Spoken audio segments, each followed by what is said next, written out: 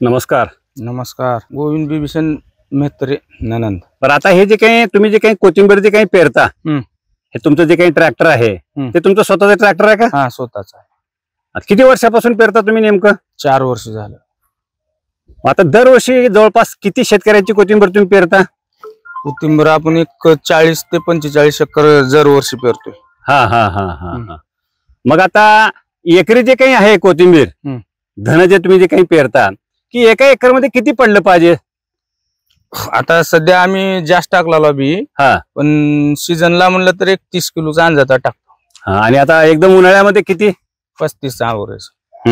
या उन्हाळ्यामध्ये एकदम कडक उन्हाळ्यामध्ये जर म्हणलं आपण तर एकरी 35 किलो धन लागते. ते काही नाही वापरलं तर बी त्याला लेवल हो म्हणून दाट टाकतो. आता कोथिंबीर जे काही तुम्ही आता जवळपास 4 ते 5 वर्षापासून कोथिंबीर पेरता, दर वर्षाला जवळपास 60-70 शेतकऱ्यांची तुम्ही कोथिंबीर पेरता, बरोबर? हो. तर आता कोथिंबीर पेरायचं म्हणल्यानंतर नेमकं कोणती योग्य वेळ कधी घेतली पाहिजे? कोथिंबीर नेमकं कधी भाव मिळतो कोथिंबीर घेतल्यानंतर? कोथिंबीर घ्यायला कसं आहे माहिती आहे का नाही, रब्बीची पेरणी चालू झाली, हरभरा जुंधळा त्या सीझन मध्ये पेरायची नंबर 1 किती आहे. पण आता सध्या बी तेच काय नाही अडचण.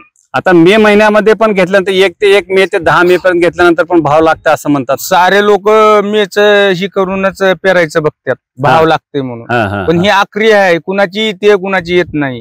कोण मेहनत करतय, टाइम टेबल पाणी देते, फवारणी करते, तेवढ्याचीच येऊ जाणं, बाकीच्या येत नाही. आणि कमी खर्चाला म्हणलं तर आपली रब्बीच्या टायमामध्ये पेरतात. आता तुम्ही बऱ्याच जणांची कोथिंबीर पेरतात, तुम्हाला शेती आहे? हा आहे. किती एकर शेती आहे तुम्हाला? 12 एकर आहे. बरं.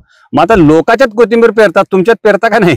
आता पेरलो होतो आम्ही आमदा, पण कसं आहे आमच्या गावळीमुळे आम्ही पेरत नाही, कारण आम्ही दुसरीकडे जाणार, त्याला बघणार कोण नाही, मी एकलाच.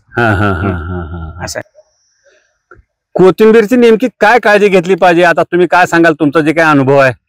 वेळेवर पाणी देणं आहे, खुरपण आहे, त्याला औषध फवारणी आहे. 22 ते 23 दिवसाला खुरपण करावं लागतं. 22 ते 23 दिवसाचं खुरपण केलंच पाहिजे. आणि पाणी दररोज दिलं पाहिजे असं म्हणतात, काय नेमकं? दुपारी किंवा सकाळी द्यायचं, थंडीचं संध्याकाळी किंवा सकाळी. सकाळी. दुपारी उन्हामध्ये द्यायचं नाही, उन्हामध्ये नाही. आणि दुसरं फवारणी वगैरे? फवारणी टाइम टेबल ठेवायची त्याची, औषधी. किती फवारण्या करावं लागतात कोथिंबीरला? मला वाटतं कोथिंबीर किती दिवसाचं पीक आहे? 40 दिवसाचं पीक आहे. 40 ते 45 दिवस. मग आता किती त्याच्यामध्ये कसं आहे, आता रोग पडण्यावर कोथिंबीरीचं फवारणी कमीत कमी कोथिंबीर निघाय तर 3 फवारणी घ्यावं लागतं. 3 फवारण्या कोथिंबीर. आणि रोग घेणं आला तर मग एखादी वाढणार, असं आहे त्याचं. आता तुम्ही जवळपास निलंगा शहर परिसरामध्ये मागील 4 ते 5 वर्षापासून कोथिंबीर म्हणा किंवा धन म्हणा पेरता. तर आता सध्या तुमचं जे काही भाव आहे एकरी, काय भाव आहे, काय भावाने पेरता तुम्ही? 1500 रुपये एकरनं पेरता. 1500 रुपये एकरनं तुम्ही कोथिंबीर पेरता. धन्यवाद.